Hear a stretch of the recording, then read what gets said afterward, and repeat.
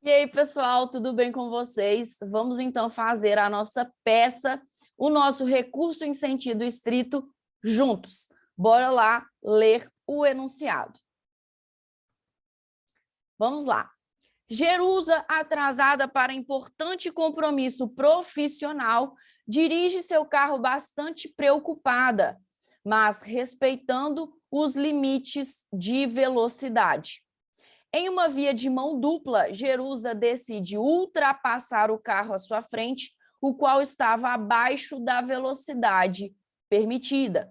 Para realizar a referida manobra, entretanto, Jerusa não liga a respectiva seta luminosa sinalizadora do veículo e, no momento da ultrapassagem, vem atingir Diogo, motociclista que, em alta velocidade, conduzia sua moto no sentido oposto da via.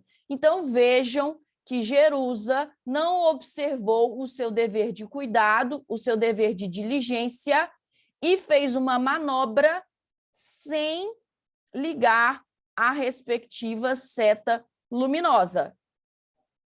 Então, aqui nós estamos tratando de uma inobservância de um dever de cuidado.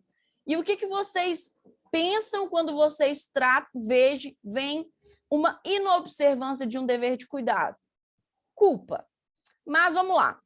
Então, a Jerusa, ela não ligou a respectiva seta luminosa sinalizadora do veículo e, no momento da ultrapassagem, ela atingiu Diogo, só que Diogo, ele era um motociclista que estava em alta velocidade e Jerusa estava respeitando os limites de velocidade. Ela não estava imprudente, ela não estava agindo com imprudência, mas ela agiu com negligência, afinal, ela não ligou a respectiva seta luminosa no momento da ultrapassagem.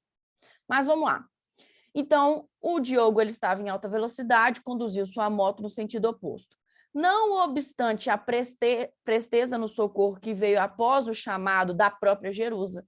Então, vejam, a Jerusa não abandonou o local do acidente. Ela esperou, chamou por socorro. E das demais testemunhas, infelizmente, Diogo falece em razão dos ferimentos sofridos pela colisão dos veículos.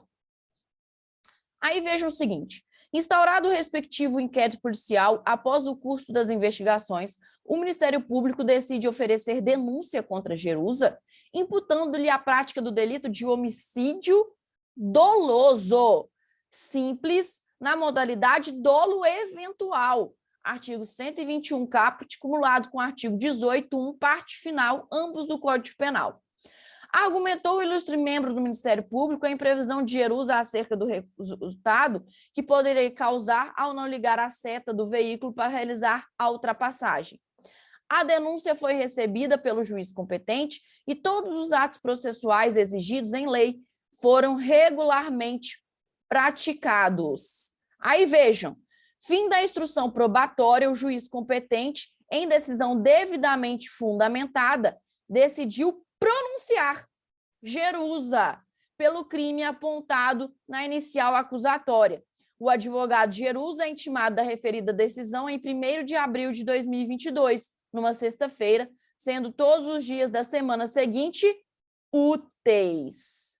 Então, gente, atento aí ao caso apresentado, tendo como base apenas os elementos fornecidos, elabore o recurso cabível e date com o último dia do prazo para interposição. Então, vejam o seguinte, pessoal, primeira coisa que nós temos que ver aqui.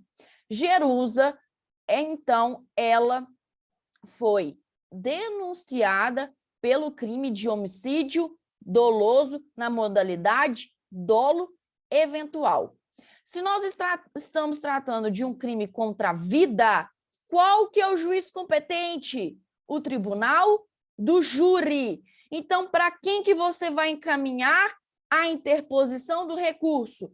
Ao juiz do tribunal do júri. Aqui não fala, pessoal, pelo menos não me recordo, mas acredito que não fala, qual que é a comarca competente. Então, você vai colocar lá, excelentíssimo senhor doutor juiz do, aí você vai colocar um tracinho, tribunal do júri da comarca de, e colocar um tracinho. Afinal, não há aqui na questão, né, qual que era o juiz competente, qualquer a comarca competente, qualquer a vara competente.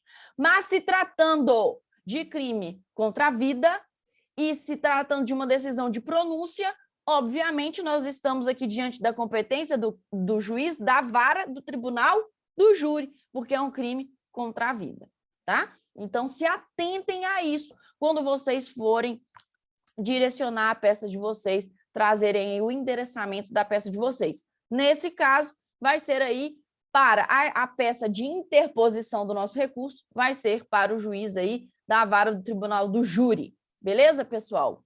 Ótimo.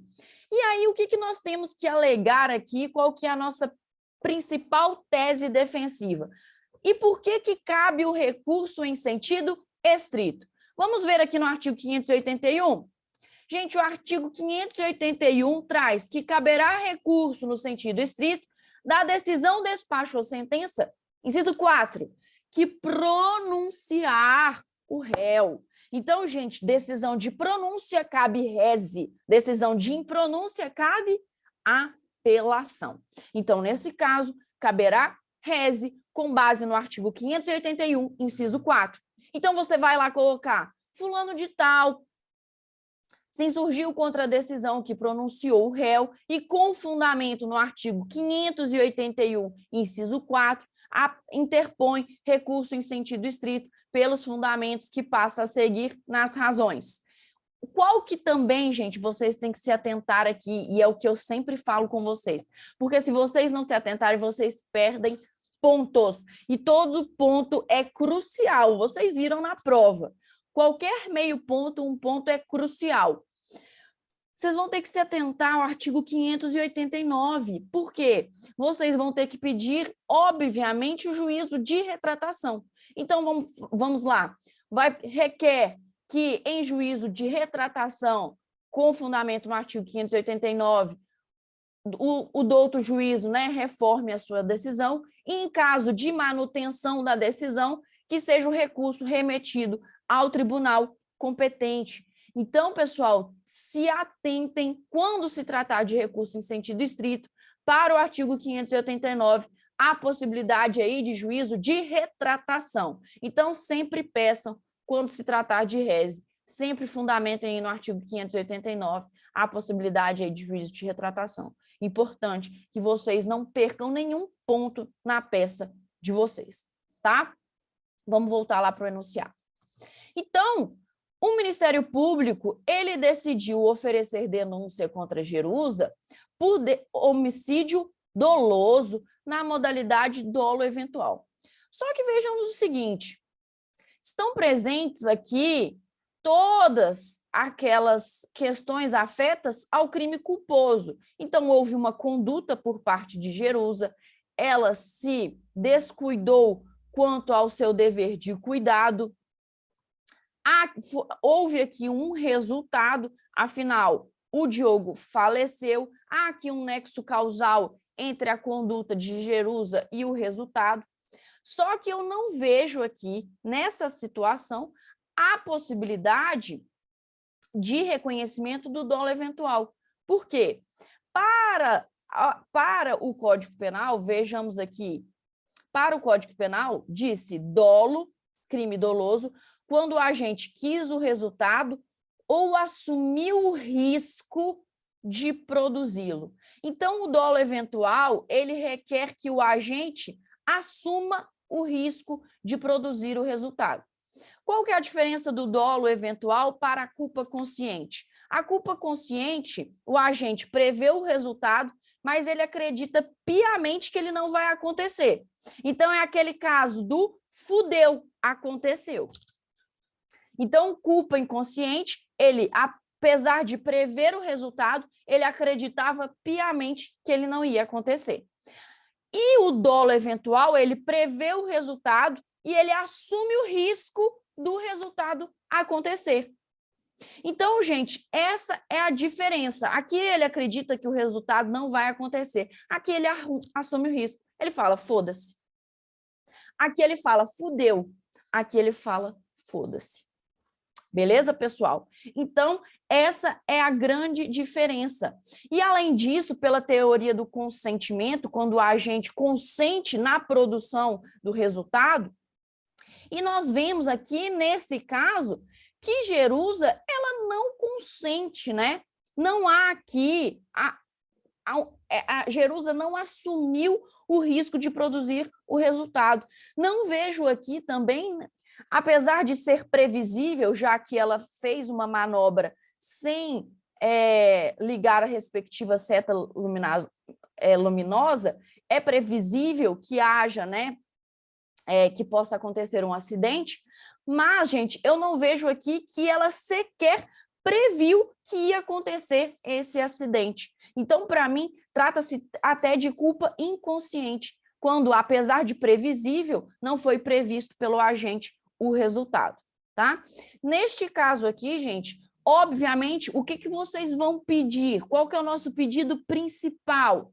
A desclassificação do crime doloso para o crime culposo. E crime culposo previsto no Código Penal?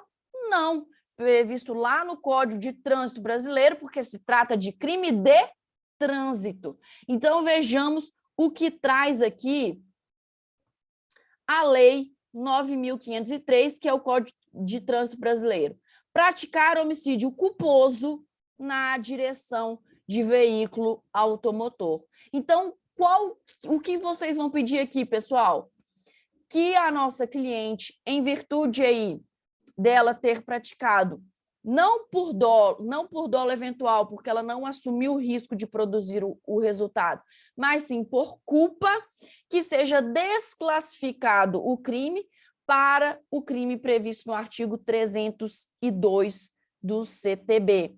Então, vejam que, com base no artigo 419, vejam, quando o juiz se convencer em discordância com a acusação da existência de crime diverso dos referidos no parágrafo 1º do artigo 74 dos crimes dolosos contra a vida e os conexos, e não for competente para o julgamento, porque o juiz do tribunal de júri não é competente para os crimes culposos, remeterá os autos ao juiz que o seja.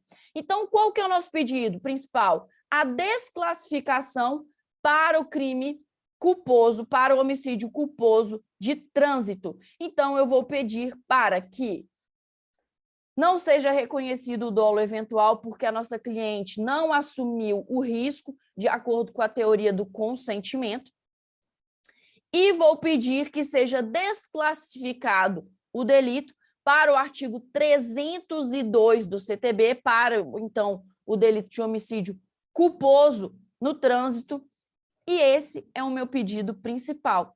Essa peça, ela é muito mais tranquila. Por quê? Porque ela não tem muitos pedidos. É só esse pedido. Lembra que eu falei para vocês que o pedido do rese, ele vai ter que se atentar quanto às decisões? Aqui, como foi uma pronúncia, eu vou pedir a desclassificação. Lembra que eu falei quando se tratar de pronúncia? Ou eu vou pedir a absolvição sumária, ou eu vou pedir a desclassificação, ou eu vou pedir a impronúncia. Então, a depender do que o enunciado te trouxer, você pode pedir aí esses três pedidos. Nesse caso, você vai pedir a desclassificação para homicídio culposo, tá, pessoal? Então, para o homicídio culposo, não previsto no Código Penal, mas sim previsto no Código de Trânsito Brasileiro. Então, vocês vão interpor o rese, e aí vocês vão qualificar Jerusa, já qualificada nos autos, vem por intermédio do seu advogado, com procuração já juntada nos autos, interpor recurso em sentido estrito, com fundamento no artigo 581, inciso 4, pelas razões apresentadas a seguir. Requer que, em juízo de retratação, o douto juízo, né, modifique a sua decisão, e, em caso de manutenção da decisão, que o recurso seja remetido ao tribunal competente. Nesses termos, pede deferimento, data, assinatura, local, data, assinatura do advogado. Essas são a peça de interposição. Vai ser dirigida para quem? Para o juízo ACO, para o juízo que proferiu a decisão, que é o juiz do tribunal do júri. E as razões que nós vimos aí, qual que é o nosso pedido principal?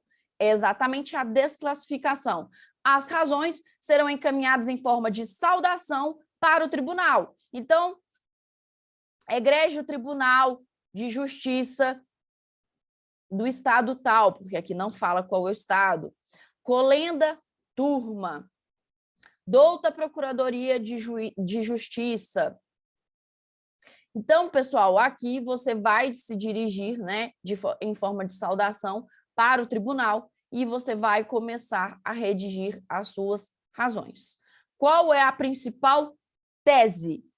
A principal tese é a desclassificação, porque não há aqui, não se verifica a atitude dolosa da nossa cliente, porquanto ela não assumiu o risco de produzir o resultado e, portanto, deve ser desclassificado para o crime previsto no artigo 302 do CTB, tá? Então, a nossa principal tese é essa. E aí vocês vão ter que se atentar para o prazo, pessoal. Coloquei aqui 1º de abril de 2022, sexta-feira.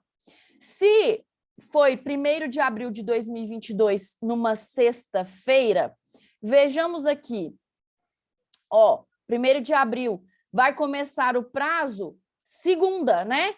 Segunda 1, terça 2, quarta 3, quinta 4, sexta 5. Então, qual que é o nosso prazo? Dia 8 de abril de 2022. Porque qual que é o prazo para a interposição do RESE? 5 dias. Só que aqui nós estamos interpondo o RESE juntamente com as razões, né, pessoal? Porque se trata de uma prova, então a gente não vai ser intimado para depois apresentar as nossas razões. Então, nós já vamos interpor e, juntamente com a interposição, nós vamos juntar as nossas razões. Então, dia 8 de abril de 2022 é o último prazo, então nós vamos aí datar o nosso recurso para dia 8 de abril de 2022, beleza? E o nosso pedido final é exatamente a desclassificação do crime doloso para o crime